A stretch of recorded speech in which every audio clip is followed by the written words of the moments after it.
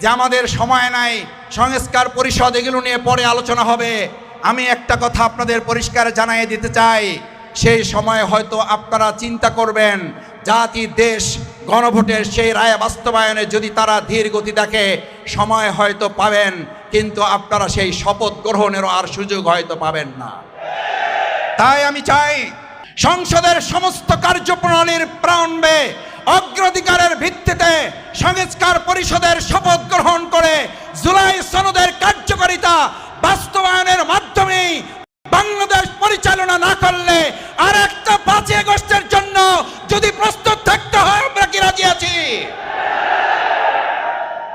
আমরা শুধু রাজি নাই, ইতিমধ্যেই বলা শুরু হয়েছে আমাদের যেই জাতি ফ্যাসিস্টদেরকে বিদায় করেছিল, যাদেরকে একটা গুলি করার পর বলেছিল পুলিশ প্রশাসনের লোকেরা, স্যার একটা গুলি করে একটা মরে বাকিগুলা লড়ে না, একটা গুলি করার পর বাকিগুলা যারা লড়ে না তারা কিন্তু হেলিকপ্টারেও যায় নাই, লন্ডনও যায় নাই, দিল্লিও যায় নাই, তারা এই মাতৃভূমি বাংলাদেশে অবস্থান করছে।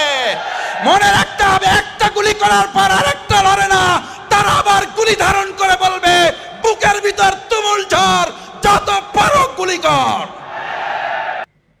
সম্মানিত সুধী মণ্ডলী, স্বাধীনতার কথা কখন বলছি? যখন এখানে দাঁড়িয়ে কথা বলছি তখন নবীন পাঞ্জাবি ফ্যাশনের আমাদের প্রিয় ভাই হাফেজ নবীন যখন কথা বলেন, আমার সন্তানকে এতিম করতে চাই না, আমি সেই অভিজ্ঞ সংবিধান বিশেষজ্ঞ স্বরাষ্ট্রমন্ত্রীকে এখন বাংলাদেশের মানুষ খুঁজতেছে। আপনি কোথায়? নবীনকে নিরাপত্তা দিতে পারেন না, আপনি সংবিধানকে আবেগের কথা বলে ওটাকে রক্ষা করার জন্য লেগে পড়ে উঠেছেন। আজকে নবীনকে যদি আমরা সব নিরাপত্তা দিতে ব্যর্থ হই, তাহলে আগামী দিনে বাংলাদেশে সুষ্ঠু ধারার ব্যবসা পরিচালিত হতে পারে না। এই নবীন ভাইয়ের ব্যবসা যদি আজকে প্রভাবশালী একজন বন্ধু, এই বন্ধুর কথা আমরা বিগত দিনেও শুনেছি, এক বন্ধু একজন ব্যক্তিকে ধ্বংস করার জন্য চূড়ান্ত প্রস্তুতি গ্রহণ করেছিলেন।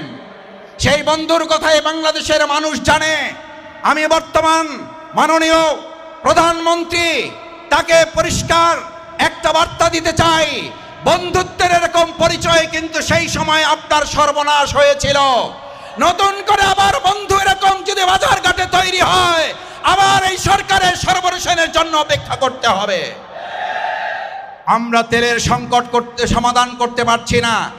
আমরা যোগাযোগ সড়ক ব্যবস্থার মাধ্যমে শুনতে পাই ইতিহাসে নাকি সর্বোচ্চ শান্তি, সুখ এবং নিরবচ্ছিন্ন যোগাযোগ ব্যবস্থায় এবার আমাদের ঈদ যাত্রা পালিত হয়েছে। অথচ যাত্রী সংস্থার সমিতি যারা, তারা বলছেন বিগত 20 বছরে এমন চাঁদা, এমন ভাড়া অতিরিক্ত আদায়ের রেকর্ড বাংলাদেশে 20 বছরেও দেখা যায় নাই।